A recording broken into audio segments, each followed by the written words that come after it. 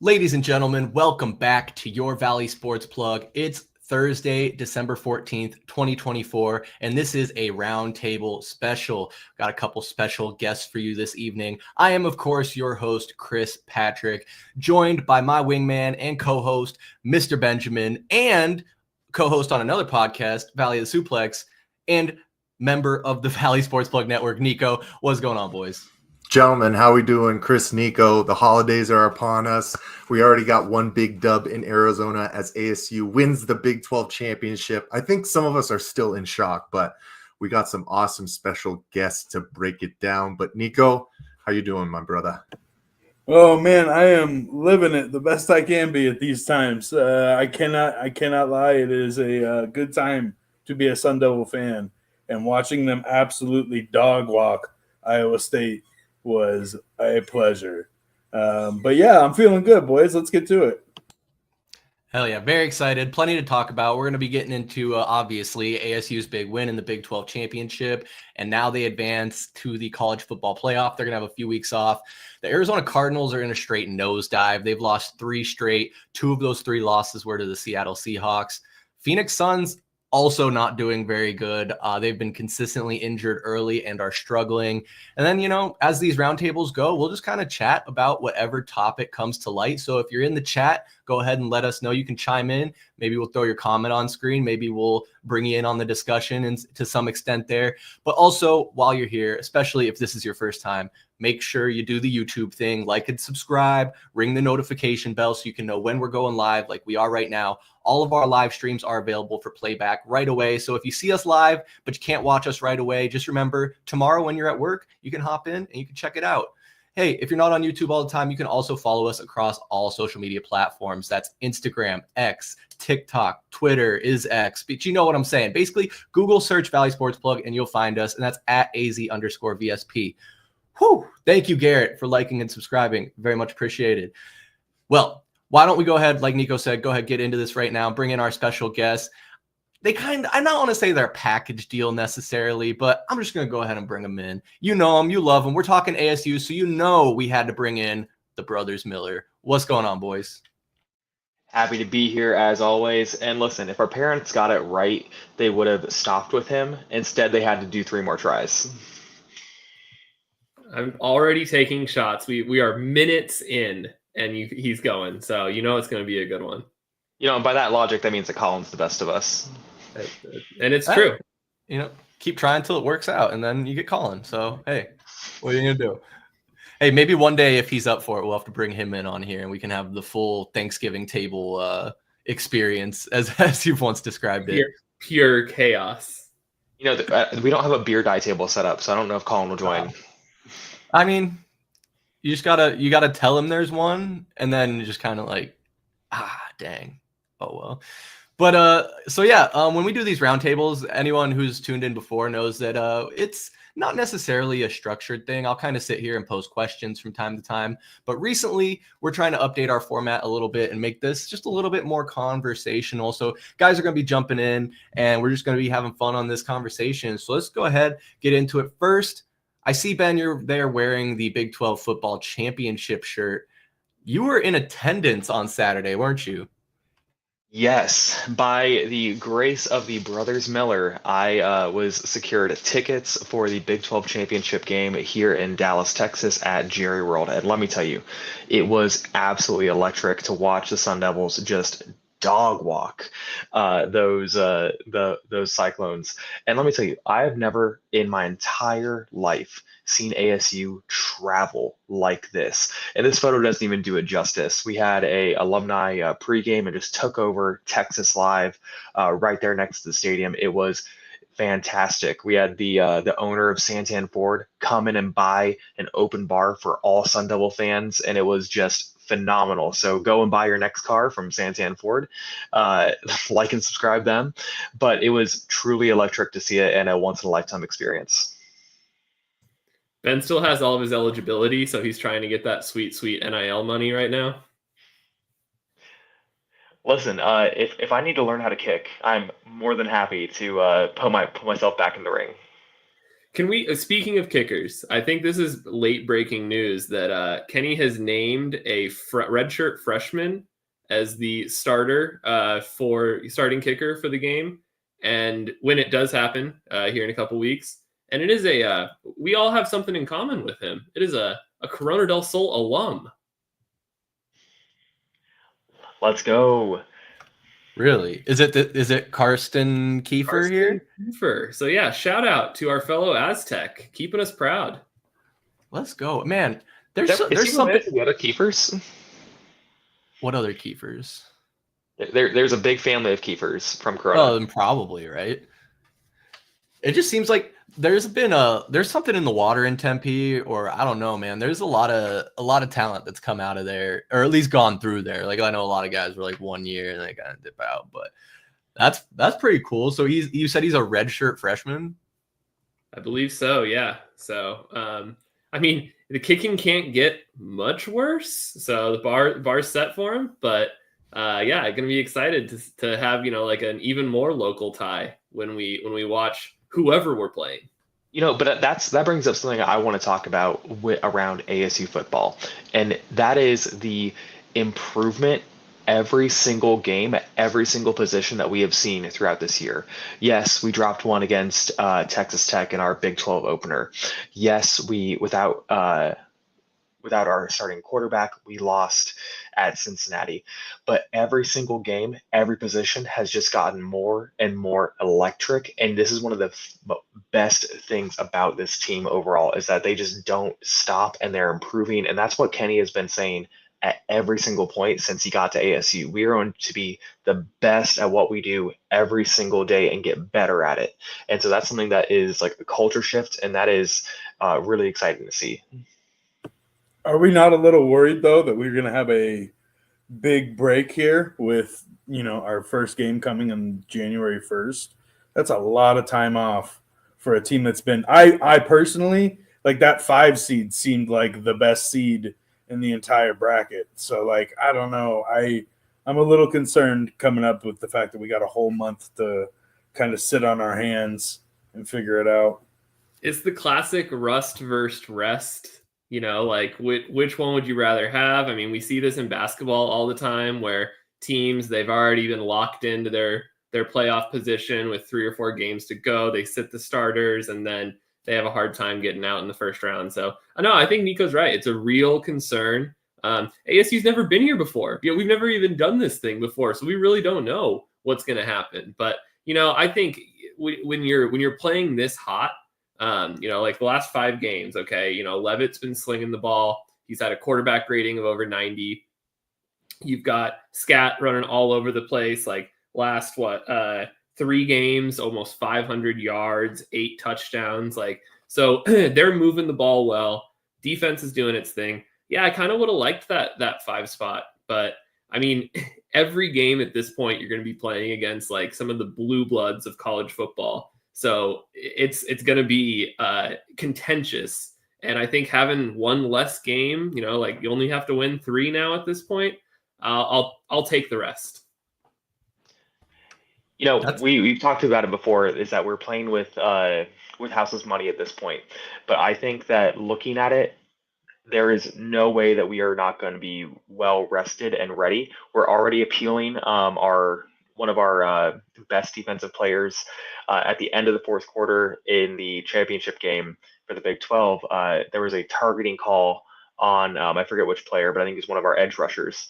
And it's kind of a questionable call because the QB, it was going to be a clean hit, but then he at the last second put his helmet down and caused that helmet-to-helmet contact. So that's being appealed. We'll hear more about that in the next few days and weeks leading up to the game, if he'll be activated for that Peach Bowl game.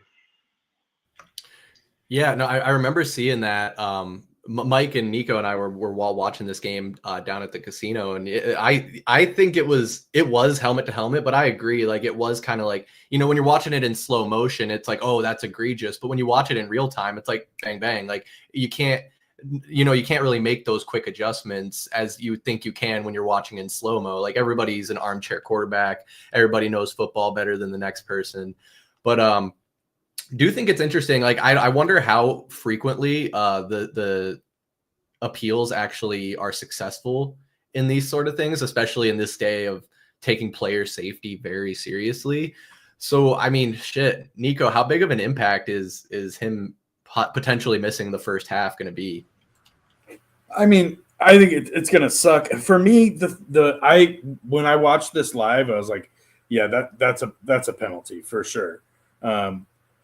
Just in today's day and age, like that, they're not going to play with that one. And then I watched Texas and Georgia, and there was a hit in that game where it was very similar, and they let that call like slide. And, everybody was like, wow, really glad they let that call slide. Meanwhile, the same exact situation's happening for ASU, and everybody, I don't know. I feel just slightly disrespected by the media lately as an ASU fan. I feel like every chance that the media has had to shit on us, they took, even putting U of A's logo up on Sam Acho's board. Unbelievable. I was going to say, we know, okay, so they're going to be rested, but Kenny's also going to have them hyped, and they already have that material, like the chip on the shoulder. I don't know if you guys can pull it up, but like, I'm dying to know, how do you get this wrong? Like, there's the logos couldn't be more different. Like, did they just search Arizona A and then poof, like throw it on national television?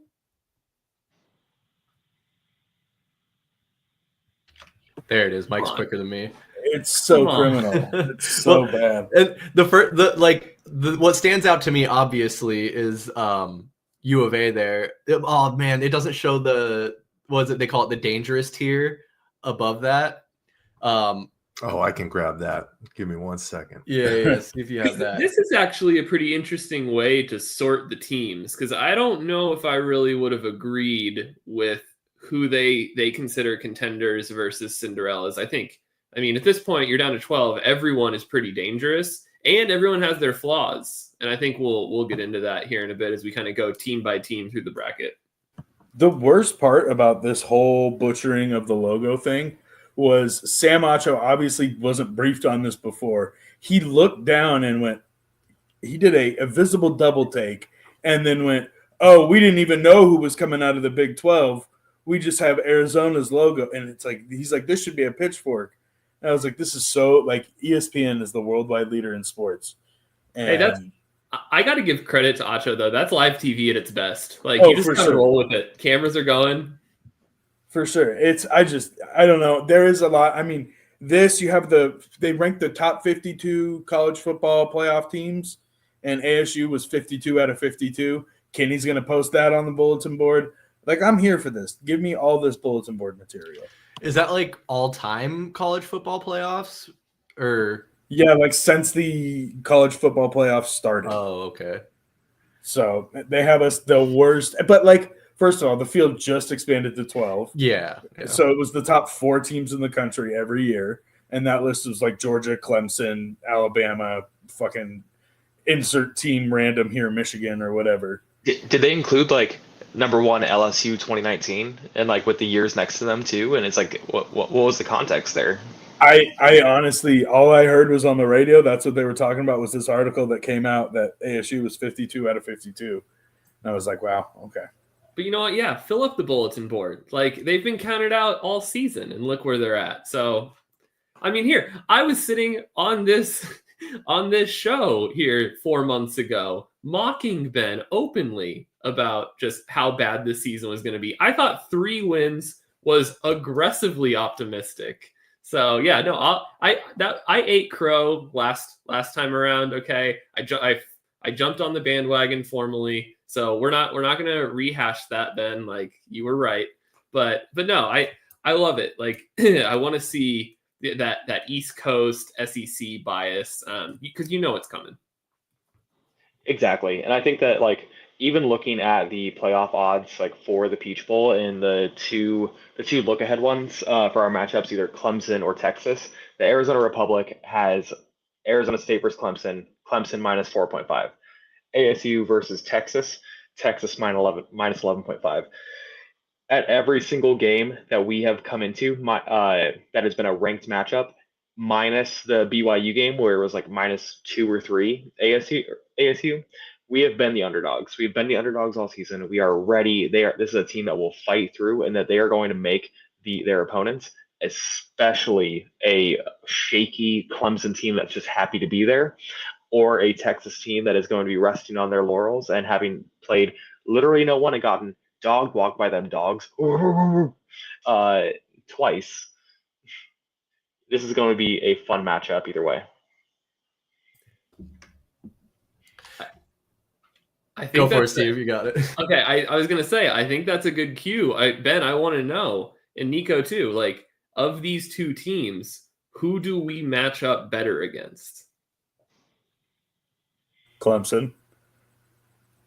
I think the answer is Clemson. Now, which one in the storyline of ASU season do I think that we have a better chance of just coming in and come on, that's just oh, I thought it, never mind. Will it just be a perfect like next chapter on this season is if we beat Texas? I'm gonna deliver the first hot take of today's episode and say I want Texas. I think there is a chance here that ASU could actually knock off this dominant Texas team that, I mean, they came into the preseason number 4 ranked overall. They have only lost to Georgia. They played them twice. There's their 2 losses. But, I think it's like the classic unstoppable force, immovable object situation where their pass D and their run D are both the best in the SEC. So they would give Leavitt and Scat like they're the biggest test that they've had all season. But Ewers is hurt. He's been battling injury all year. Arch Manning, if they decide to throw him in, he hasn't necessarily played lights out. He's still got a long ways to go. And Ewers, when he's healthy, he's turnover prone. And this ASU team has shown that they can win the turnover battle. And that's been the deciding factor in a lot of these games that they weren't supposed to win. So I think if they can get inside Ewers' head, and they would need that edge because they're going to need to cause pressure. But I think I like our chances against Texas. I don't know if I want to play the other Cinderella. Like Clemson. It's weird that we've got Clemson being a Cinderella. Like, you've won 2 national championships in the last 10 years, and people are like, "Oh my God, I can't believe they made it." Like, okay, but I think like that would be, they have the mojo, that we also have right now. And if I've learned anything watching March Madness, like, you don't really want as a hot team to play another hot team. Exactly. And I think that with that too, this is why being in that 4 seed was so important to us. Because if we were in that 5th seed, do you know where we would be playing in 2 weeks? Happy Valley. Do you know what temperature is going to be in central Pennsylvania in 2 weeks? 15 degrees. It is not a dome stadium. That would be outside. The Sun Devil team, they need to be playing either outdoors, south of Mason-Dixon, or playing in a dome. Yeah, that's always like a number one concern for me with any football team from the state of Arizona is how are they going to travel to colder climates? So, Ben nailed it. Absolutely dodged a bullet. Steven, that is a spicy take. I will say I was literally in the pre-show prep, if you want to call it, back in the green room. I was telling the story of a coworker of mine said that he would rather have Texas, and I insinuated that I thought that was a crazy proposition. And Steven goes, just wait. But look, I get what you're saying though about them kind of having that Cinderella momentum as well. They're coming off their last game of the season against SMU. They beat them 34-31. SMU, as everyone knows, is also a playoff team right now. They did lose to 15 South Carolina, and their only other loss was to number 1 Georgia at the beginning of the season. But looking at their schedule, they really didn't play anybody. They also lost to Louisville 33-21. So I get the hot streak thing, but now they're also going to have some time off. Of course, they're going to play Saturday, but then they'll go a week and a half. So I don't know. I think, Mike, I want to get you looped in here. We're 20 minutes in. You haven't said shit since the intro. I know we let the Biller boys do their thing, but I just It reminds me almost of the conversation we had with Tallman on the last Heat Check podcast, talking about the Arizona Cardinals coming off the bye week and whether they were going to be, rusty or rested, like we were saying. And we were optimistic, said they were going to be well rested, ready to go. And what have they done since? Taken a big fat shit on the doorstep. So, I mean, your level of concern for that?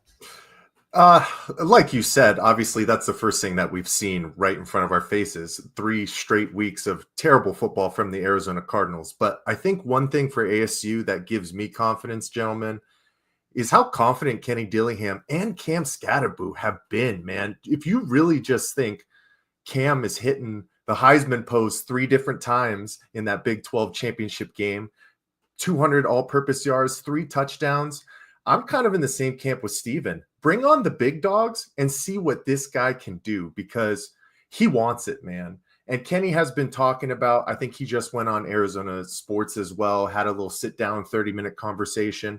And the narrative around ASU is just really in an absolute positive light. Kenny's calling guys in the transfer portal and they're saying, oh my God, I thank you. I've been waiting for this phone call. These guys are juiced. So I don't think any amount of time off right now is really going to sway what their overall goal is, right? And if you really think about where this program was just 2-3 years ago, talking about restrictions, bowl bans, this, that, and the other, from what Herm Edwards bullshit did to Arizona State. I mean, the Cinderella story is really in front of you, and I don't know if any kind of momentum can really take them off of this train right now, other than some pro-ready guys. But if you really think about it, Cam Scatterboo, he is the best running back in the country. I don't care about the Boise State kid, man. This guy is something different, and he's ready to prove it and continue to boost his draft stock as well. So I'm going to expect a big game out of him. The last thing I'll say too, I know a lot of people have been worried about, what does Sam Leavitt look like without Jordan Tyson? I mean, you see Guillory only has 2 catches, but they're 2 touchdowns. So guys are making impacts when they need to and stepping up. That's how ASU has got to where they are so far. So confidence is key, Chris. Remember what Ben said? He never wavered. You shouldn't either. We are unwavered in all of this. And I think that brings up like a really good point too about just how Kenny is truly the face of this next generation of college coaches, especially with the transfer portal opening up this week. And this saying to his guys, like, if you want to go, if you are down in the depth chart, you're not getting enough playing time, you're not getting enough NIL money. Yeah, you can stay with the team through this run. You are the guys who helped us get us here, but go enter your name in the portal, go and see what's out there. There is no fault on the players for making the best choice for themselves. And I think that's the right choice to take, especially when you compare it to other schools bringing back a dinosaur like Bill Belichick to have a pro-style college program. And we all know what a pro-style college program looked like at ASU just 3 years ago.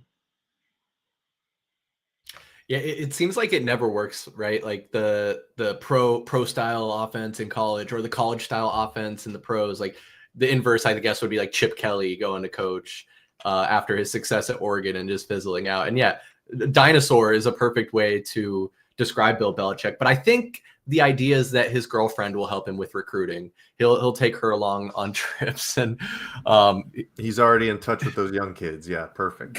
He's had some work on it. Am I the only one that's crazy to think that Belichick and Chapel Hill might actually work?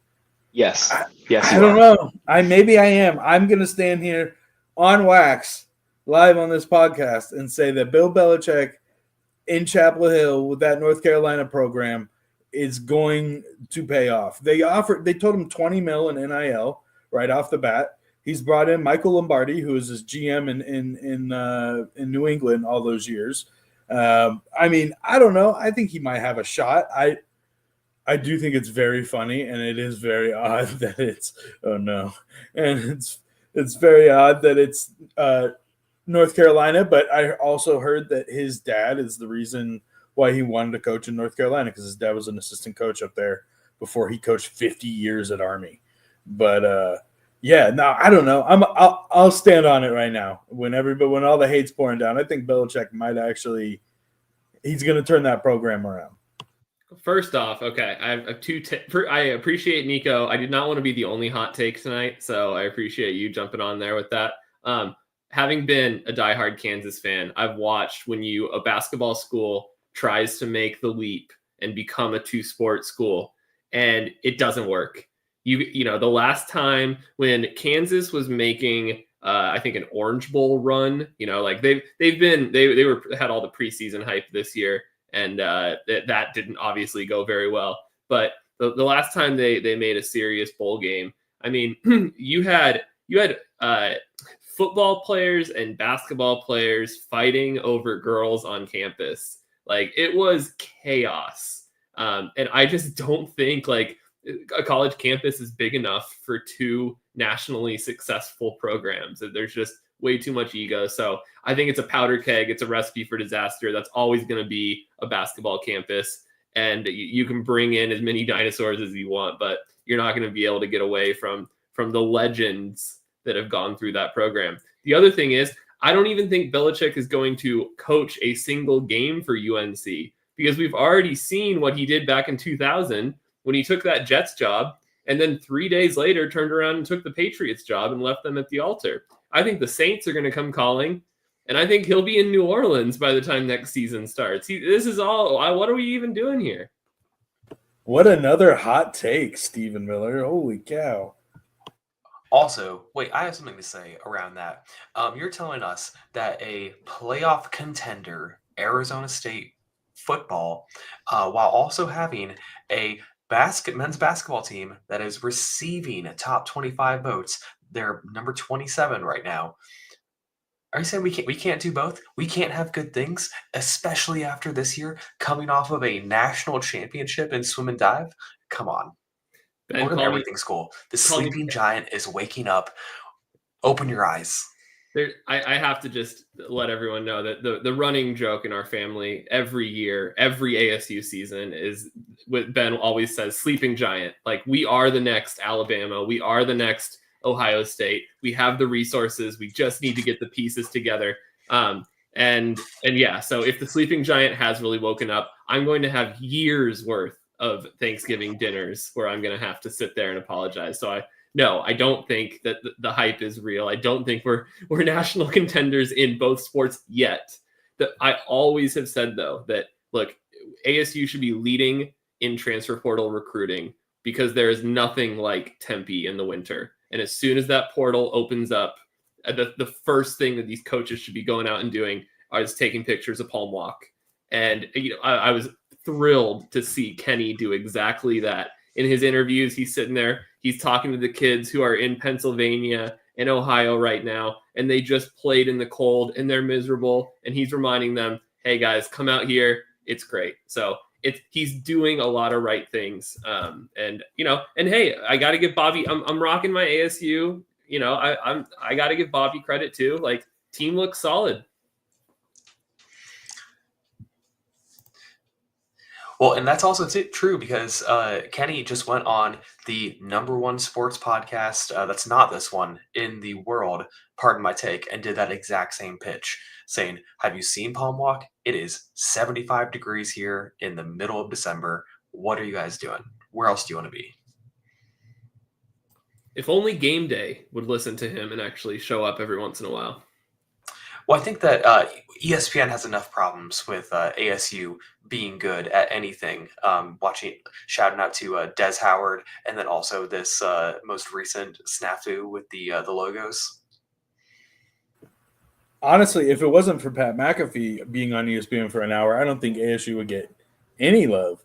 I think he might be the only one in the media that's like, yeah, let Kenny and the boys cook.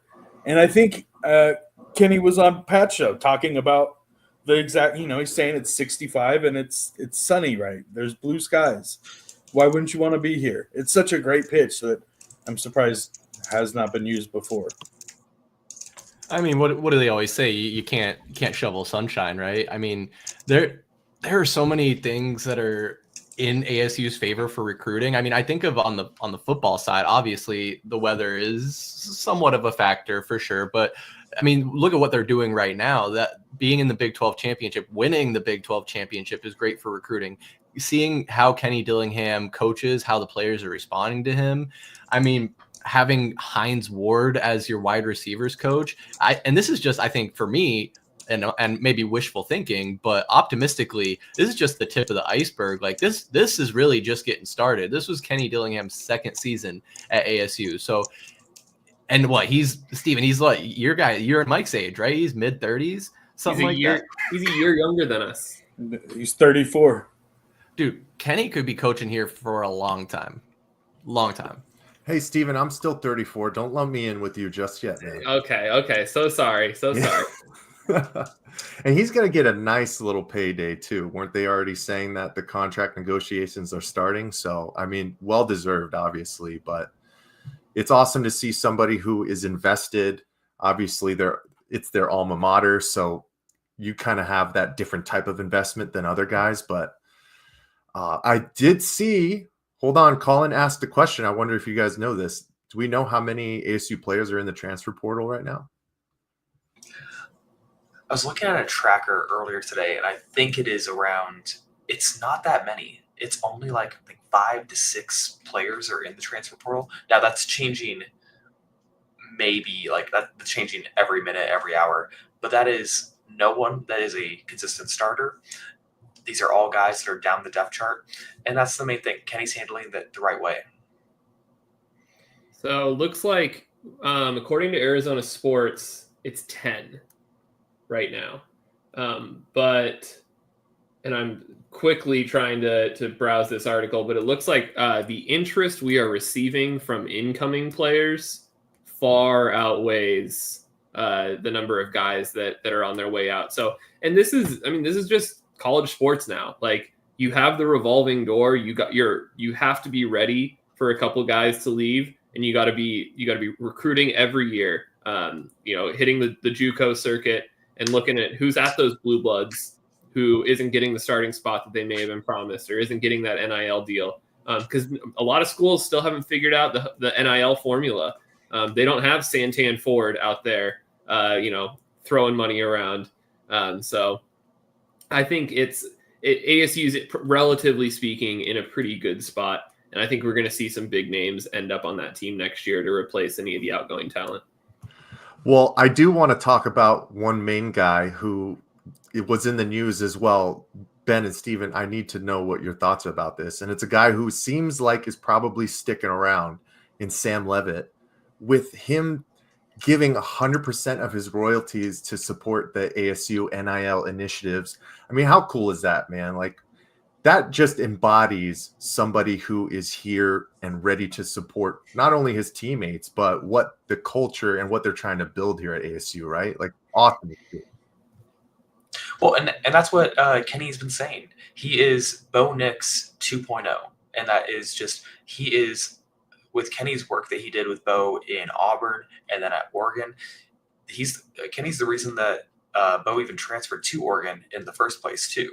So seeing him being a true offensive mind and a quarterback developer, seeing him get someone as a redshirt freshman and just watch the improvement that Sam's had game over game this year, he's going to be one of the top redshirt QBs in the country in the next several years. I agree. And Leavitt has gotten some serious cash. I don't think that they publish these numbers. I don't think the collective really wants people to know how much money is actually going to the players, but Leavitt's doing Circle K commercials on Instagram. So he's actually getting some of the bigger opportunities here in town. So no, that's really cool. And I think it all comes, football is such a top-down culture, and he definitely saw what Kenny did with paying the assistants. Kenny got that huge bonus, and he gave it to the non-game day staff, the people who are most often overlooked in a program. I mean, you talk about a class act, that kind of shit, that it definitely carries on. And that's the culture that Kenny's established. The guys want to support each other, and it's awesome to see. And that's why, honestly, we're in a situation where our influx of players coming through the portal is the way that it is versus the amount of players that are actually leaving our portal. So I don't know. For me, it's nice to see that people actually want to be here, because a lot like, North Carolina, we want to be a football school. Everybody in the Valley wants to have a football school. We love ASU football, and the Valley eats up good football when good football is being played. Look at how the Cardinals are embraced when the Cardinals are playing good ball. When ASU has gone on their runs in the past with Andrew Walter and all those types of guys, like the Valley embraces them. It's nice to feel like football is exciting in Tempe again. But that brings up an even wilder take that I have right now is the Valley also loves nothing more than a villain, than us being the villains. We saw Sons in 4. We loved Dennis Erickson's rough team that was literally having people carted off the field. We love the Valley and our sports teams just being the heel at every single moment. Is Kenny and is this team being just nice stand-up guys and good human beings? Is this a liability for us moving into the future? Get that out of here, Ben. Oh. No way. On us. No way. There's enough edge on this football team anyways. I mean, like, Kenny is very relatable, because he seems like when somebody shits in his coffee, he gets upset about it and then finds a calculated way to find some sort of retribution. He doesn't seem like a curse and scream in your face guy, but he'll sneaky get his payback. So I don't know. I think that there's an edge. I do think that having a softer image may not be a bad thing for the Valley right now. Embrace Cinderella, Ben. We don't need villains. I'm just asking questions here. We want nobody likes the just asking questions guy. Come on, that's usually my job. I don't necessarily disagree, Ben. I know there is often times where Arizona sports teams are the villain, but I feel like more often than not we are in this Cinderella position. I mean, Arizona sports is just constantly underreported on, undercovered. Like Mike and I have had so many conversations about the national media talking about the Arizona Cardinals and just having absolutely no idea. I think Stephen A. Smith was talking about like, oh, their tight end's been terrible. And he named one of our tight ends who hadn't been on the roster for like 2 years. It's just, we're constantly I don't want to say underappreciated, but underestimated. That's the word I was looking for. Just constantly underestimated. And I think in this particular instance with ASU, Kenny's going to be able to use that in a way to motivate this team. And I'm curious. I mean, I know obviously I don't want to keep talking in circles, the concerns of the time off and the difficult teams and the road ahead of us, but it seems like these guys are locked in, and you got some good leaders on this team too. And Cam Scattaboo. You all right, Ben? No, I am fine. But I was just I think part of that reason that we love a heel so much is that the success for any ASU or any Arizona franchise has been so fleeting, where we are that Cinderella. And at the moment that we are able to punch up and to start being like, yeah, no, we got this. We're going to ruin your season. We're going to ruin your day. We're here. We want that bravado. But this team has been doing it the right way. They've been showing that bravado at every single point because they have that chip on their shoulder and they're doing it in the classiest way possible. You love to see it. You love to see it. But in the spirit of talking about Cinderella stories and possibly a failed Cinderella story, the Arizona Cardinals just about a month ago were at the top of the division in the NFC West, and other teams were struggling. The 49ers were banged up. Rams haven't been doing so good. Seattle is not a good football team. They've been overachieving. And so the conversation started swirling. Could the Arizona Cardinals run the rest of the season well enough and win enough games to make it into the playoffs as the winner of that division? Because as looking at the standings, if I'm not mistaken, that's going to be the only path. I don't think there's going to be a wild card team coming out of the NFC West. But as we've seen and we talked about at the top, or I guess briefly mentioned, they've lost 3 straight. 2 of those were to the Seattle Seahawks. 1 was to Minnesota in Minnesota. Mike, what an absolutely unmitigated disaster. Oh, gentlemen, hasn't been great. to say the least. You know, the last time we sat down for a Heat Check podcast, me, Chris, and Tallman had a lot of high hopes. We talked about guys who had been overachieving. This team has, in general, have been overachieving, right? But then you really have to sit back and think about who the Arizona Cardinals beat. And it was the middle to the bottom tier teams in the NFL. And what has happened within our losses? It's all to playoff teams. It's all to the teams that are controlling their own destiny. But it was awesome to be in a situation where we had that for once, right? You come out, you win, you go 5-2 for the rest of the season. You're in the driver's seat of the NFC West. And unfortunately, it seemed like all these guys stayed on by after week 11 and just haven't come back. We can talk plenty about Kyler Murray and how he's struggled since the bye. Obviously, 5 interceptions in 3 games. I think they've only had 3 touchdown drives as well. And the defense is starting to take another step back. You know, where's our guy? Where's our huge trade deadline move in Baron Browning? Oh, nowhere to be found, guys. Who would have guessed? The guy who didn't have a stat doesn't have any stats right now. So it's been a disaster, and it's unfortunately now we're sitting here having to hope for other people to control our destiny. And for this to happen within less than a month is just an absolute far cry. But I know we got a lot of people on this panel, so I want to know what you guys think. But I don't give a shit about where your expectations were going into this season, coming off of 2 back-to-back 4-win seasons. You had control. You had control of the NFC West, and you had the real weak part of your schedule upcoming, and you come out and you lay an egg. What's new? It's just disappointing. Same old cards. I mean, they lull us into this sense of hope, and then they do what they always do. Every year, so Defector, Drew McGarry over at Defector, an ex-Deadspin guy, he does the Why Your Team Sucks series. And it's all of the fans. You're only allowed to write in about your team. And you write in, and it's just, you bash your own team, you know, and you make fun of yourself for being a fan. You wonder why, you know, it is that they've never won the big one or whatever. And it's a very cathartic experience. I do it every year for the Cards. And this year, my contribution was a simple one-liner.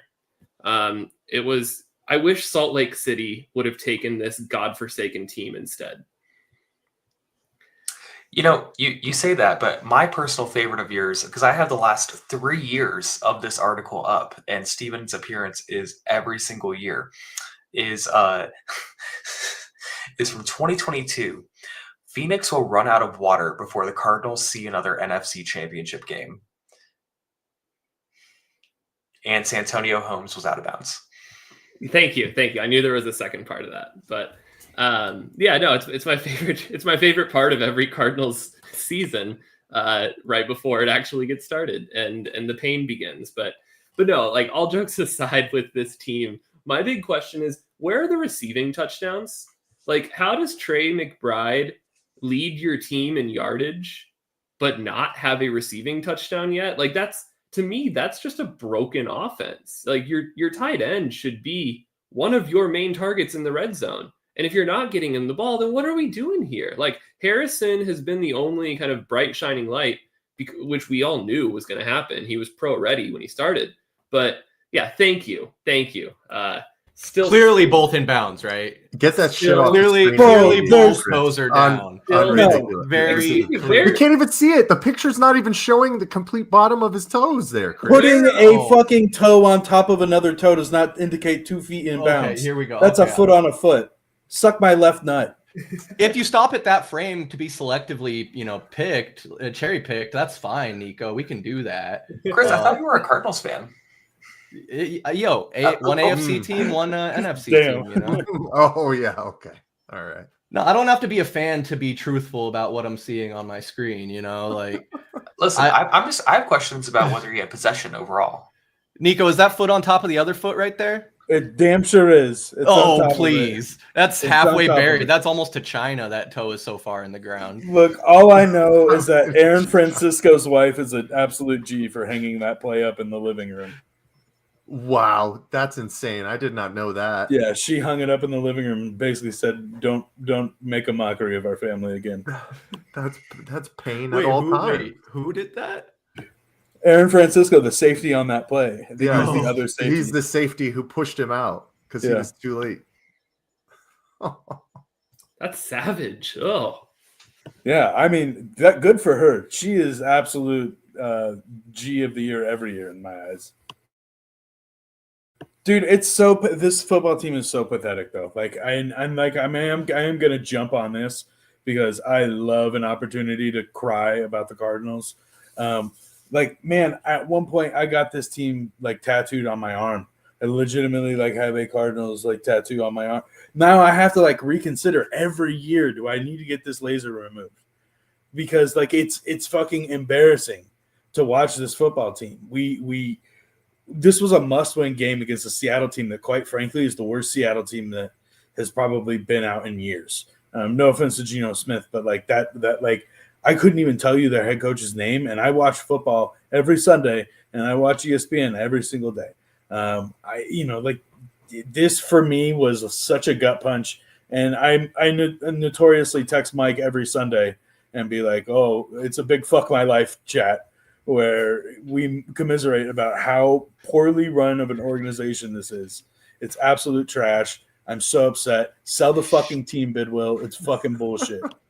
And it's funny how those texts have gotten shorter and shorter as the weeks have gone on this season, right, Niko?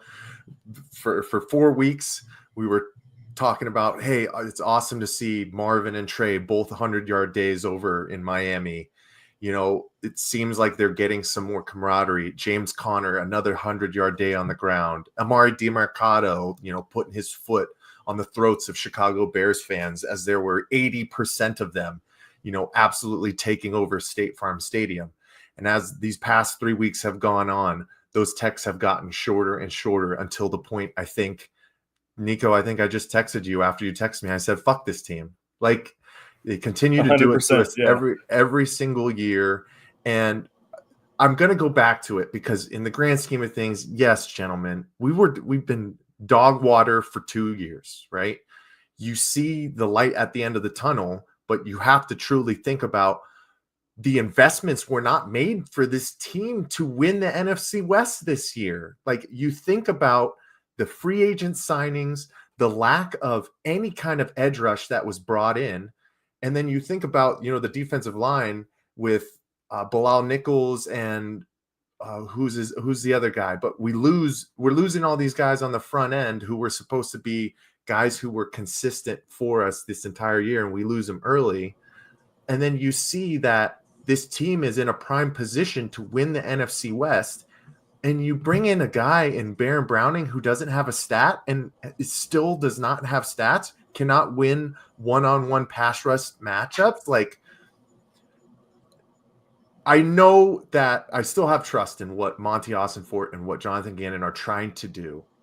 It's just hard to sit there because we know how this is a week-to-week league and how things can, like, really change so quickly. And we've talked about in the past as well how things can change year to year where teams can go from worst to first.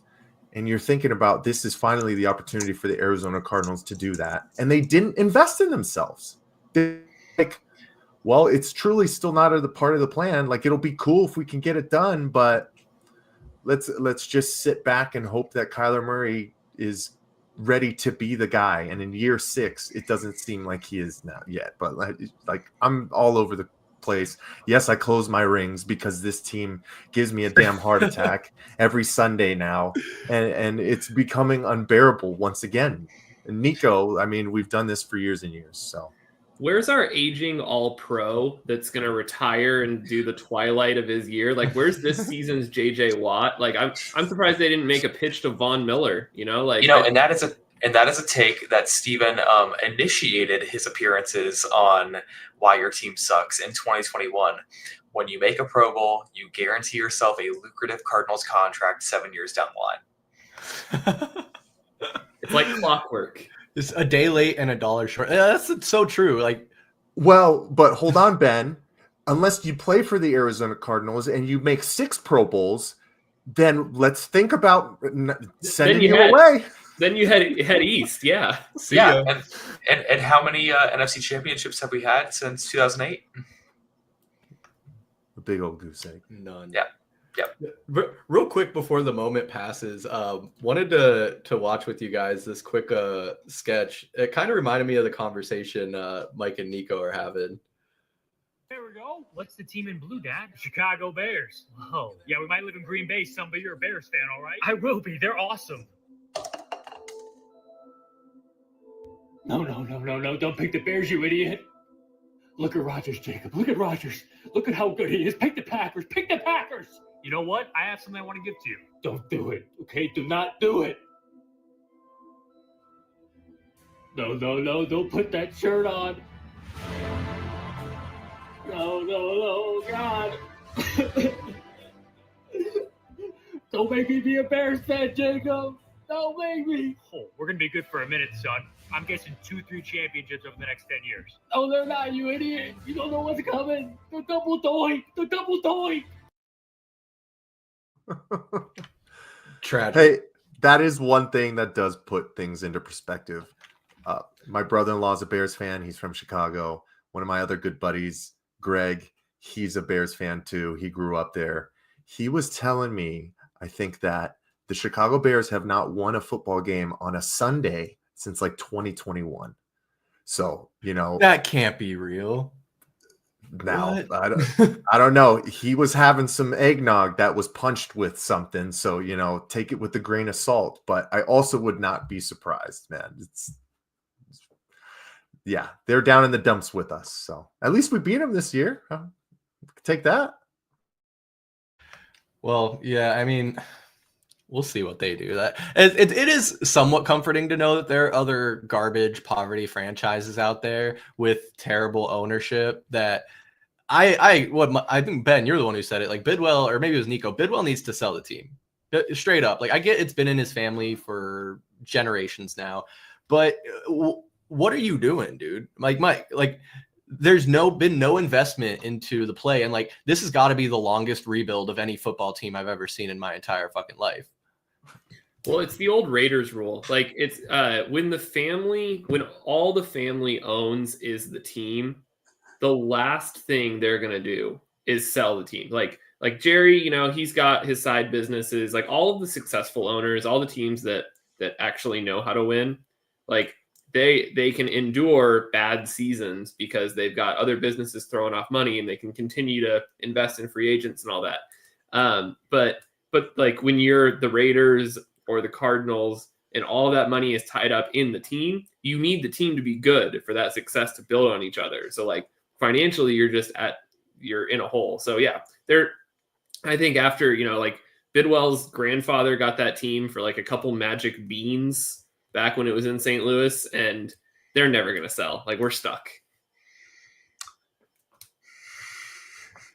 I mean, but I think someone needs to get in his ear and pitch like, hey, I mean, if you sell the team, probably make $1 billion or whatever, however much you can get, go open a private bank, go buy 100 Taco Bell franchises. Like you have all this generational wealth now. You don't have to do nothing with it. Just don't be the owner of the Cardinals. Like go buy an MLS team, go buy a Korean baseball team. I don't care, but don't be the owner of the Cardinals anymore. But unfortunately, Steven, I think you're absolutely right. I don't think he has any intention of ever selling the team. And I think also what leads me to believe that is he's not a hands-off owner whatsoever. He very much wants to be all up in the day-to-day, as we saw on Hard Knocks. And that's our problem, is that the guy does not have a lick of football sense, and yet he wants to be the Jerry Jones, like have his hands on everything. It's a disaster. It's funny because does that ever Steven, work? you also said that in 2018 that Michael Bidwell has less charisma than a wilted houseplant. Yes. Thank you, man. It's a trip down memory lane. Oh, but isn't it just disgusting that, I mean, these same kind of conversations just go from year to year, time and time again. It just continues. I was hoping that we were on the other side of it with Michael Bidwell. It seemed like he truly has taken a step back, guys. It seems like he has, and he's letting Monty Austin handle business and make the moves and bring in the personnel that he wants. But Chris, going back to your conversation point when you talked about how this has been like the longest rebuild you've ever seen. I mean, technically it is just year 2, right? But rebuilds can happen so quick. And you thought that from how through 10 weeks of this season, you were ahead of schedule. And then to come back out, be reminded that we are in the rebuild. It's just, it's disappointing. Like you had an absolute awesome chance to set the best foot forward and get some of these guys playoff experience this year. And then you go out with $100 million in cap space and bring in 2 awesome edge rushers. You can re-sign Budda Baker to a nice contract. You go and get some young pieces because of what Monty Austinford has done within the draft. And then you're ready to strike next year. And now we got some of these guys that are probably looking at, the head coach and specifically Drew Petzing on the offensive side saying, can we win with these guys as our leaders? Now, probably more so Drew Petzing than Jonathan Gannon. I think guys are really still bought in on what JG has been doing. But, you could talk about how Marvin Harrison Jr. is just not up to the bill. How much of that is him and his own development, and how much of that is the bullshit calls that we're getting once again? I mean, I'll throw it out to you guys. You remember the last play on that 4th down in Minnesota, and Kyler Murray's over here shaking his head like, what the fuck am I got to run 4 verts on a 4th and 10 with guys sitting back in coverage? Like, what are we doing? So when you lose, the finger pointing always goes out, right? And it's just upsetting to have been going into the bye where all the finger pointing was at, look at the good job that you guys have been doing. And now we're finger pointing at what's the reason why we've fallen apart once again. Mike, is Kyler the answer here? Like, is Kyler the problem?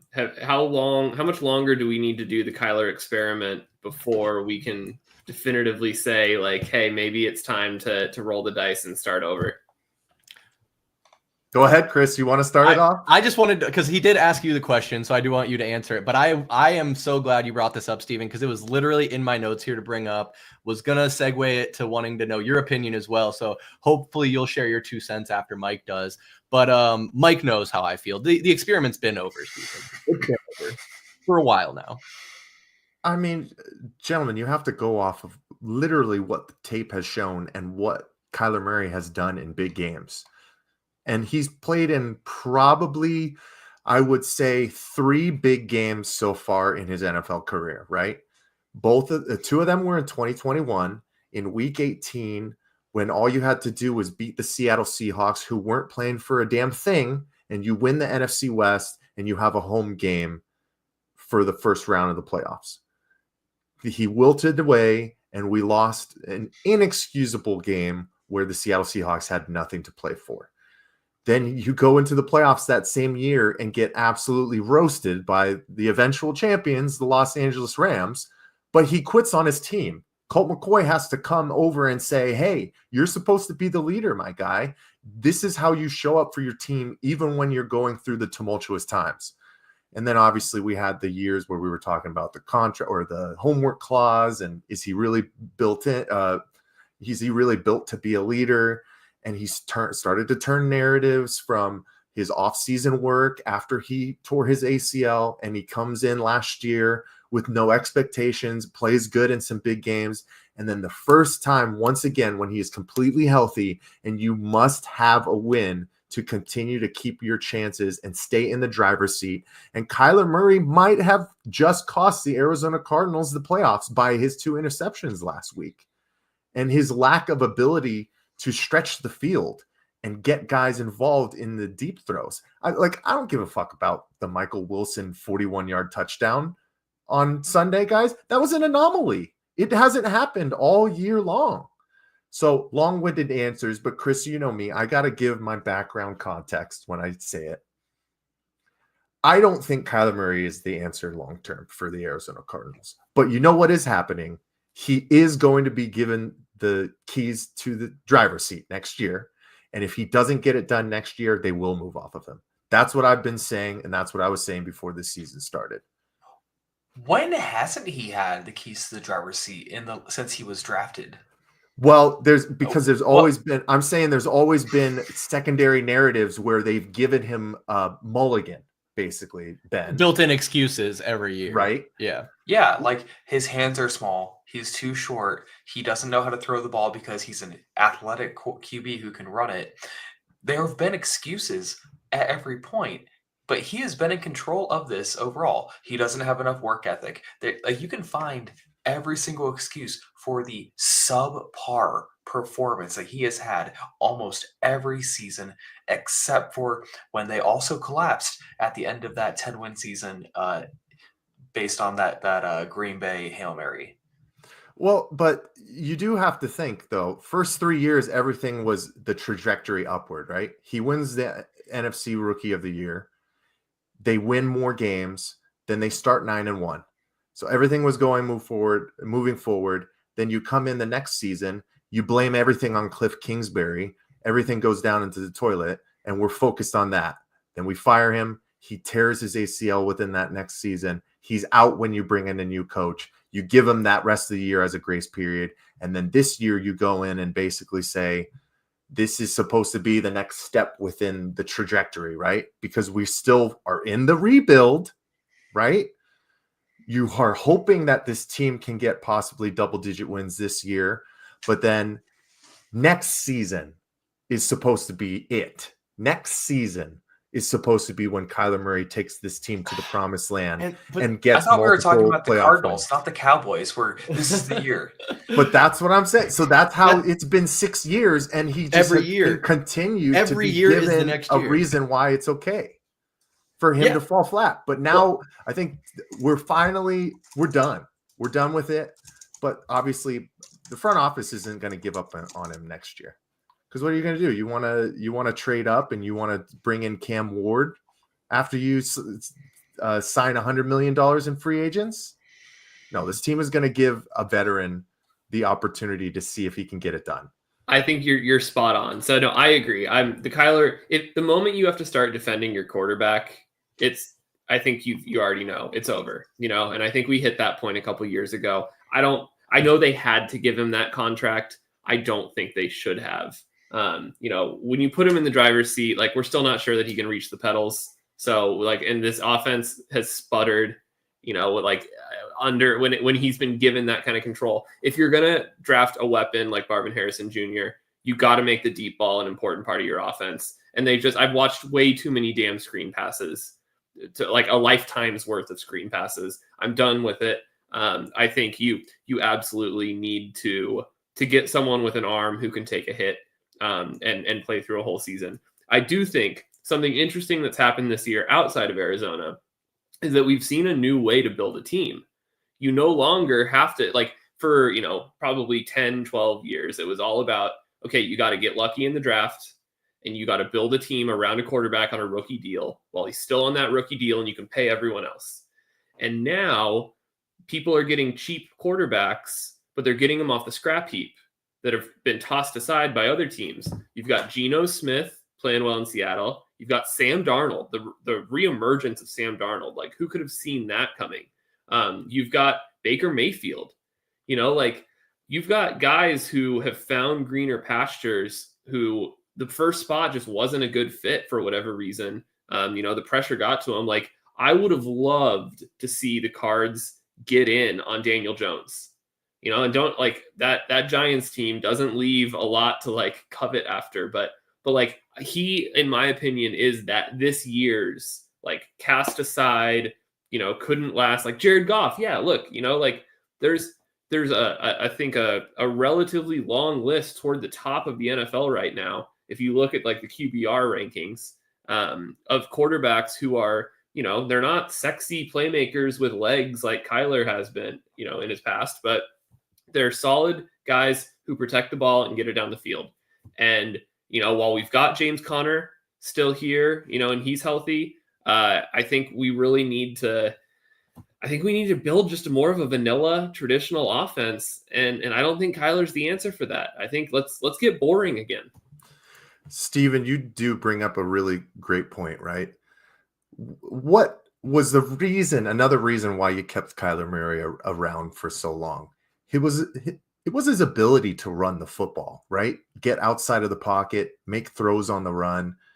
And it just seems like that has been completely written out of the game script, especially over the past 3 weeks.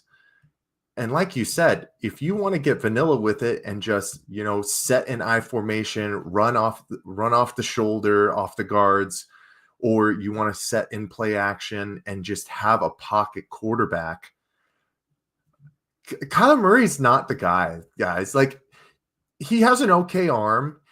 He can make good throws, obviously. But if you're going to be a pocket passer, I don't care, man. Kyler Murray is 5'8". I can't have him sitting there trying to read NFL defenses over 6'8" offensive linemen. It does not work. And that can be, you guys can say that's a vanilla comment overall too, right? That's just like so narrow-minded within it. But that's the truth. How many times have we seen Kyler Murray sit in the pocket and have balls batted down, or him get too scared because the pressure comes through and he can't see his progressions, and then it's another sack? We're in 2nd and 18 and we're throwing a little screen pass to Amari DiMercato, or just punting on drives after we take one sack. Like, he was supposed to be a mobile quarterback, and getting him into those positions makes him a better quarterback. And when you don't want to do that, don't keep him around as a pocket passer. Find somebody else who can do it. Find that 6'5" guy who can sit in there. Yeah, without the mobility, this offense is just borderline unwatchable. Yep. Yeah, I mean, Mike, it was that Washington Commanders game we were at. I think Kyler Murray only threw it further than 10 yards 3 times in the entire game. So it is death by 1,000 paper cuts, and those paper cuts are 2-yard screen passes and 3 and outs. I mean, it's brutal. Like, Steven, you're right. It honestly is unwatchable. Mike, I want to go back like a little bit, just to kind of like talk about like where I stand. Like, you're right, because we are 2 years into a rebuild under John Gannon, but it's like we've had 3 back-to-back rebuilds and we've built nothing in nearly 10 years. We have 1 winning season since 2015. And that was when we lost in the wild card playoffs to the Rams that you were talking about. Every other season has been either 8-8 or a losing season. So obviously the Steve Wilkes experiment after Bruce Arians didn't work at all. Never liked that hiring. I feel like that was more out of lack of options more than anything else. Then you end up with Cliff and get Kyler Murray. I think that's when the rebuild, like the true rebuild, actually started. We can call the Steve Wilkes year a throwaway, but I mean, you're looking at 5 years. This is the 5th season of the Kyler Murray experiment. Again, those built-in excuses. Last year, he only played in like 8 games, if that. So sure. So either way, you have 4 years of a solid sample size of what Kyler Murray is and what he can and can't do. And what he can't do clearly is see over the offensive line and throw it downfield. And we are unfortunately having to beat that dead horse of calling Kyler Murray short and saying he's limited in being a pocket passer. But it's just because that's the case. And you're not going to tell me that my eyes are lying to me when I see him trying to scramble out and he can't see the guy 10 yards in front of him because there's a big burly 6'5" defensive back in his face. Or not defensive back, but you know what I'm saying. Like, it's a problem. It's a problem. Now, Niko, welcome back. I want you to jump in on this Cardinals conversation. So I'll save my my crazy, not a conspiracy, but I have an idea. I want to share with you. But Niko, what are you thinking, like, Kyler Murray experiment wise is what we were just talking about, whether it's time to cut the cord? What do we think they're going to do with them? Guys, I've been on record multiple times on this podcast saying that I am a massive Kyler Murray supporter. This is the end of his tenure in the Valley, as far as I'm concerned. It sucks to be here, but we've spent, I believe we said earlier, it was 6 years. That's a long time to be waiting for someone to come together, to figure it out, to, was he better than Josh Rosen? 1,000%. 1,000%. Should we have drafted him and moved on from Josh Rosen? 1,000%. Because we've at least had a middle of the pack quarterback, sometimes good, sometimes shit quarterback, but we didn't have Josh Rosen. So, you got to look at that as a blessing. But we got to be done. We got to be done with Kyler Murray in the Valley. I think it's. I've been playing Defensive Player of the Year for Kyler Murray for 5.5 years, is what it feels like, and I'm just about to take my helmet off and call it quits because it's been quite frustrating. Yeah, no, I think we might be speaking for all Cardinals fans, and it sucks because there were such high hopes. Obviously, the Cliff Kyler experiment didn't work. This isn't on John Gannon. I think if you truly believe what he's doing in the culture that he's building, Michael Bidwell needs to empower Monty Austinfort and John Gannon to go out and build the team that they want. They just got stuck with Kyler Murray. So in a way, I'm almost giving John Gannon an out for having to be stuck with Kyler and to try and plot and scheme around his limitations. It's got to be tough. Because if John Gannon wants to drop a play that has Kyler throwing a fade, but Kyler is throwing it 10 yards short and it's getting picked off, like, what do you do? What do you do? Gentlemen, this is going to be my last comments on Kyler Murray right now, because guess what's going to happen this entire offseason when we don't make the playoffs, because we have completely taken everything out of our own hands and put it into everybody else's. Kyler Murray, I'm done making excuses for, right? We already went through the whole laundry list of why this and that, injury, regime change, blah, blah, blah, blah, blah. And the new narrative that everybody wants to throw out firsthand of why this offense has been so disastrous, especially within the passing game this year, has been because of Drew Petzing. I'm not doing it anymore. I'm not doing it.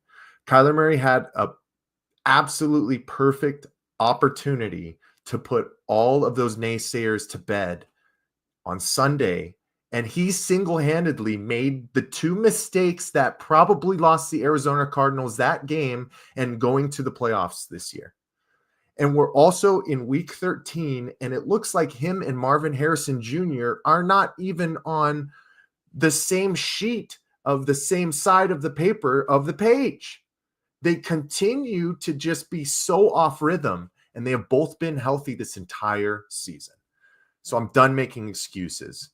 With that being said, Kyler Murray is the quarterback of the Arizona Cardinals next year, Chris. I mean, like we already talked about it. It's true. Like it has to be. They're handcuffed. I'm not going to pull it up now, but I don't know if it was you and I talking, but I was talking with somebody about who are the options to replace him coming up in free agency. And let me tell you guys, there are no options. So I don't even want to know. Yeah, honestly, the list was scary. It was scary. It was guys not even on rosters, guys that are second, third string on rosters. I mean, it sucks. You paid him that much money. So on top of who do you have to replace him? Who's going to take him? I mean, I think there are teams that would take him off your hands. The Raiders look fucking terrible. The Giants are bad. But okay. So two things, because I just remembered the idea I had. But then the other thing is, would you guys rather have Kyler Murray or Trevor Lawrence right now? Kyler Murray. You're putting us in a lose-lose situation, Chris. I mean, what do you want from us? More misery? Because with Trevor Lawrence, you get what you want in theory, right? You get a tall pocket passer. That's true. Bring on the vanilla offense. Sure. I'll take Trevor Lawrence just to be opposite of Niko. I like being opposite of Niko's takes. How about that? Well, you know what? And here's the thing. I think that Trevor Lawrence needs to be away from Jacksonville. That accursed franchise and Urban Meyer ruined him. And he has been a shell of the player that we saw win a national championship ever since. I think a change of pace, Trevor Lawrence could be the next Sam Darnold, could be the Red Rock, could be like one of these guys who's like having a resurgence just as long as he gets away. So you know what? A Kyler for Trevor Lawrence trade, I would take that every single day of the week. Have they paid Lawrence yet? Does he come with a roughly similar deal? I'm pretty sure. Yeah, I think was it this off season? Yeah, he's got like a hefty tag, like a Daniel Jones tag, I think. Yeah. No, I think that's exactly like I'm looking for where's our Carson Palmer? You know, where's the guy who has tasted a little bit of success somewhere else and needs a change of scenery, you know, wants to come out here and better his golf game.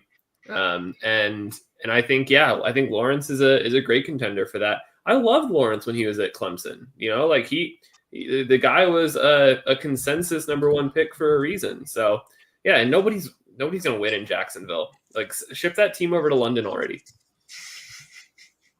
Look, Jacksonville has Tony Khan as president of football operations. That should tell you everything you need to know. The man showed up in a neck brace for draft day, selling a wrestling angle on TV. So if that doesn't tell you the success of Jacksonville in the future, I honestly, too bad Sam Darnold found his resurgence in Minnesota, because Sam Darnold is exactly who I thought of when you were describing that, Steven. Is like, who is our Carson Palmer? That's exactly what Sam Darnold is doing in Minnesota this year, and he'll probably get paid because of it too. I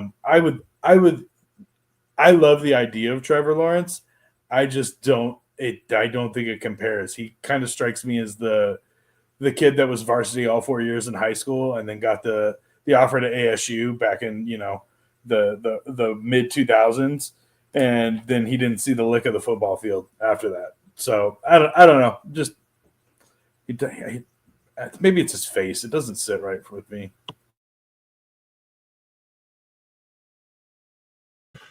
No, I just feel like the Valley is reeling in regard to the true thought of what has possibly happened and probably happened with Kyler Murray being a number one overall pick. We're 0 for 2 now, gentlemen. We're 0 for 2 all time in taking number one overall picks that are non-difference makers, unfortunately, in the grand scheme of things. Okay, so some of us like Trevor Lawrence. I would take that. I mean, just if nothing else, to switch it up, change it up. Because what's the worst that's going to happen is you're just going to be looking to move Trevor after one season when we were already talking about probably wanting to move Kyler after one season. So what do you have to lose? But my other more out of the box idea is keep Kyler, find a way to get another quarterback that you're actually going to put under center, and use Kyler similar to Taysom Hill. Have him line up in the slot, in the backfield. You can do a little screen. You can do a flea flicker, wildcat. Like, you don't know. Is Kyler going to throw it? Is he going to pass it? I don't know. So he takes more hits? Are you trying to put this man in the hospital? Yes. For the pain that he's caused us, yes, Chris is trying to add actual pain to him too. Yeah, are you kidding me? If you medically retire, does the rest of your contract just become forfeit at that point? That's a great question. I don't know. But we need more lawyers on the roundtable. You know what would happen? We would get another letter from his agent talking about how it's an absolute travesty that he's having to do anything outside of being the starting quarterback. So, I mean, if you want that, I do. Yeah, I did like that letter. So, the new map of Call of Duty Zombies just came out. Like, so why should we ask him to do anything else? Yeah, I think Twitch streamer is probably his retirement gig. It's out there. It's obviously unrealistic because you're paying him so much freaking money, and on top of already, as we've talked about, not having any other option. But yeah, I just don't think he'd be willing to do it at all, and that gets a little goofy, right? Like when you're trying to do gimmicky stuff like that. I hate what the Saints are doing. I don't like. I just said his name. What's his name again? Taysom Hill. That's right. Well, but I'm pretty sure he's out for the year now. Yeah, you're probably right. Well, fellas, I think we're getting close to winding down, but there is one last Valley sports topic. We have to get to it, guys. I know. There's some problems with the Phoenix Suns. New Kevin Durant injury update is perfect, but everything else is a disaster, writes Jack Simone of Valley of the Suns. Suns are a different team without KD to a dangerous degree. They came out, we've talked about this, they came out the gate hot when they were healthy. I think they won 9 of their first 10 or 11 games, something like that, and then just went on an absolute dud run. KD hurt his ankle, was out for 2 weeks, played 2 games. Now he's out for another week or 2. Bradley Beal has been in and out of the lineup more than a Lily Phillips party. Like, it's absolutely crazy how bad the Suns have been this early in the season for a team that was being written into playoff contention and even in championship conversations with the roster that was built, having 3 of probably the top, safely, I'll say 3 of the top 25 players in the league. Now, I think Bradley Beal is quickly taking himself out of that conversation, but still at bare minimum, then you're still giving yourself at least 2 in the top 25, probably 2 in the top 10 or 15. There's a lot I could say, but I want you guys to have your time to air your grievances. I'll start it out right now. It was a mistake to ever trade for KD. We leveraged and mortgaged our future by trading for him. We had Cam Johnson and Mikal Bridges. We had a young core that was exciting. It was the Valley boys. And let me tell you, there's never been a better team than the 2020 bubble Suns. I will die on that hill. It is the only team to go undefeated in the bubble. I don't care if it was a Mickey Mouse tournament, because that is what we needed. We needed the good and the Cinderella story of these guys, just like with ASU, where it's feel good. You see young guys succeeding. And what do? We say, you know what? Let's get away. Let's trade for a 37-year-old Kevin Durant, who, yes, he knows ball. He is a certified hooper when he can play a full game. Well, and that's what Mike's talked about ad nauseum, is like, how bad of a situation are the Suns in where our only hope is our 37-year-old forward or 36-year-old forward. God, Steven, I'm dying to know what you think of the Suns' current state of affairs. So I've heard this. I'm married to someone who is a strong hater on the KD trade. It was a dark day in our house. Bridges and Cam are, they're always going to be fan favorites, and I still want to see good things happen to them. But look, I mean, you had to make that move. It was too perfect. When you have a chance to bring a Hall of Famer in, it's just, KD is one of the most natural scorers the league has ever seen. He's an absolute bucket when he's healthy. You know that the injury risks were coming. It's unfortunate, but I don't think it's all over yet, because, guys, I don't know if you've seen the news, but help is on the way. We're getting Jimmy Butler, okay? Jimmy Buckets is coming to town. The Heat are going to help us out. They're going to take that Beal trade, okay? We're going to get Fallout Boy himself. I couldn't be more excited, okay? You cannot be a basketball fan and not love Jimmy. Like, get this guy into a Suns jersey right now. I am so stoked. I don't even know why this rumor is out there or how much truth or validity there is to it. Shams is talking about it, so there must be something. But you guys, does Jimmy make sense on this team? Does he solve all of our problems? Because I got your picture, I'm coming with you. I'm trying not to get this taken down. Steven, I think it's interesting that you brought this up, because I was thinking about this today, because I know Jimmy Butler's agent now has publicly fought back with Shams over this whole thing and the truth and the validity over the Suns specifically. This is classic. Do you remember, it was maybe 5 or 6, maybe 7 years ago now, we traded for, I believe, a Gerald Green or a player with the last – no, it was Shannon Brown. It was a Brown situation. And we couldn't even get the name right as to the right player that we traded for. It does not surprise me. We ended up with Kwame Brown or something. God, it was crazy. It was a wild thing. It works. So I see that. Sorry, I don't mean to cut you off, but I see the trade machine up here. It works if you throw Josh Richardson in. Oh, okay. Let me try that.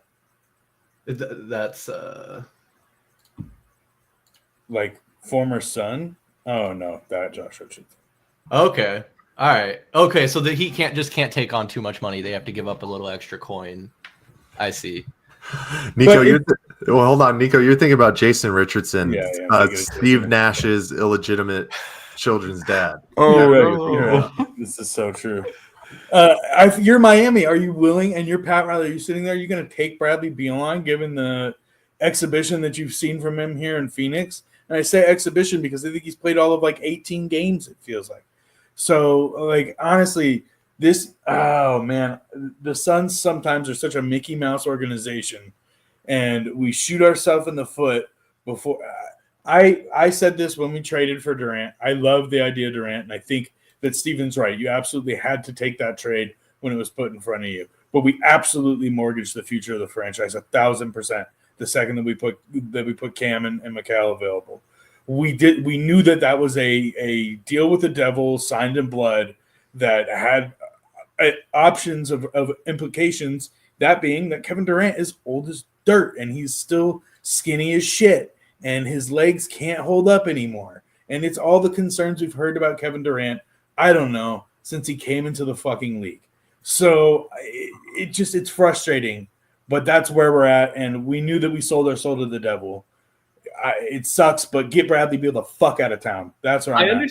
I understand the frustration, but how many of those early season games did KD bail us out of? Like, it seemed like for a while there was a stretch where the only reason we were winning close games was because KD took over and did hero ball. So, like, I mean, come on, give the man some credit. Like, he's part of the reason we've had the small semblance of success that we've had so far this year.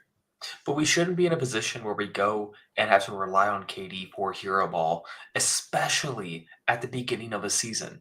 We need to have a somewhat competent scheme and the players there enough to move the ball and have a consistent scoring throughout, where you can't just be like the triple threat that we are right now, because that's not working. They play barely any games together anyway because Beal or Durant or Booker are all fighting injuries, which is exactly like which other former super team? The Brooklyn Nets. But I would also say, hold on, sorry, Chris, but I would also say that I thought that this was supposed to be Devin Booker's team, right? So when you do lose somebody like Kevin Durant, or you have time frames where one of those guys, Bradley Beal or Kevin Durant, is out, Devin Booker is supposed to be the leader. And even when all three are there, you play through him. But Kevin Durant is still such a prolific scorer. The offense revolves around what he can do. And Steven, you said it perfectly. Yeah, KD has bailed us out, especially with that 9-1 start. You can think about the Sixers game. I mean, both of those Los Angeles Clippers wins in LA as well. And I know Yusuf Nurkic hit the free throw to beat the Mavericks in Dallas, but a lot of that was still on the back of KD. And I think that's what we've seen with him out of the lineup. Guys don't know how to step up within a roles where they have to take over. And unfortunately, Devin Booker has been shooting probably some of the worst percentages of his career.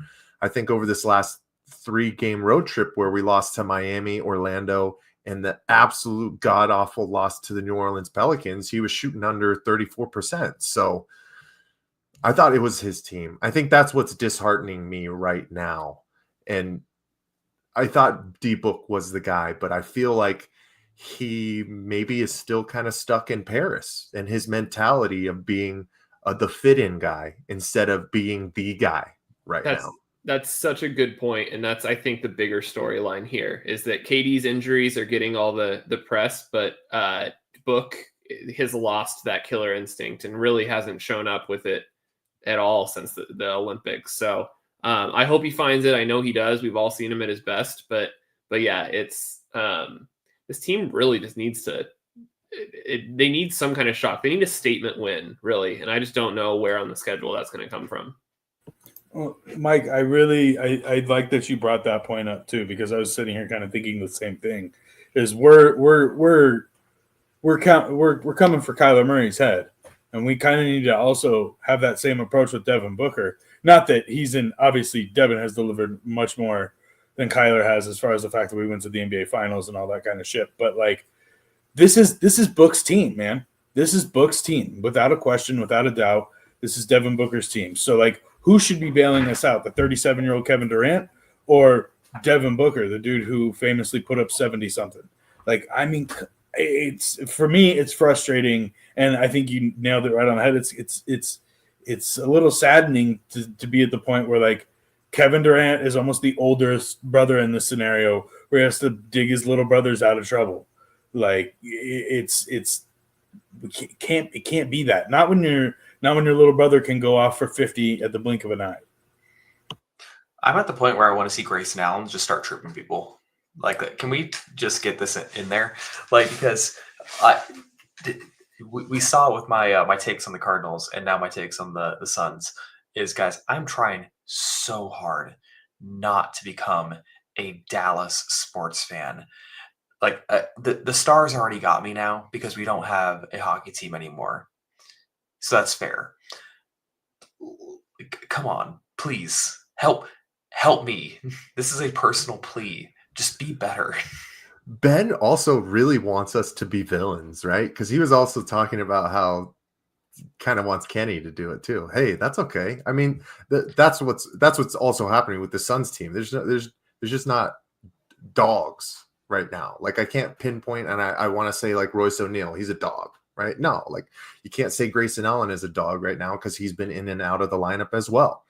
But I got to ask this question to you guys because I've been pondering this specifically, obviously, over, probably the past 3 weeks with KD out. Guys, what does Bradley Beal do exceptionally well? Can somebody educate me? He wastes money. Absolutely. I think he plays professional basketball. But on last time I on checked. the basketball court, what does Bradley Beal do exceptionally well, better than anybody else whenever he is on the floor? Is there anything that he does? If we're being generous, like when he had that first step, he was a slasher. Like the dude got to the rim, and he was the lockdown defender on a series of historically bad Wizards teams. So I worry that much like with Kyler and his quickness, Beal losing that step, like he's kind of lost what made him a star in the first place. Because I agree, he's kind of just a mediocre replacement level player when he's not feeling it, and it seems like that happens more often than not. Steven, I think you hit it right on the head. I mean, there's times where the explosivity still kind of shows, right? When he attacks the basket, he can get guys kind of stretching a little bit. And when he does have that first step, he can finish at the rim with the best of them. But the injuries have obviously caused so many issues for him within that, I think, for his psyche, man, and him really understanding that that's still what makes Bradley Beal special. I also wonder how much of it is, within the Mike Budenholzer scheme about shooting 40 plus 3-pointers and, who else is going to do that if he's not doing his part within that. But yeah, his amount of turnovers are starting to be a crazy concern of mine as well. Because we already did this song and dance last year with Bradley Beal and Devin Booker running the point guard position that was not successful. Why is Tyus Jones not really commanding the basketball from the point guard position way more and getting those guys within their sets to make quick decisions and put up shots instead of coming down and still having Bradley Beal set up things and make these stupid turnovers? Like, it's just odd, and I think the Suns they're all over the place right now, and obviously all over the place has led to a lot of losses, but they got to do something quickly, guys. And it's not make a trade right now. It's not start playing Josh Okogie more. Chris, you always say this: if Josh Okogie is your leading scorer, you are in a heap load of trouble, which is the damn truth. But it's about locking back in and winning some of these games where you absolutely have to. And it starts with Utah. At least we get Utah, right? The only win that we've had without Kevin Durant when he hasn't been in the lineup. That's awful. I agree. But I also think, like, okay, we've been a little spoiled the last couple of years. Like, let's keep in mind that this is a team with a brand new coach.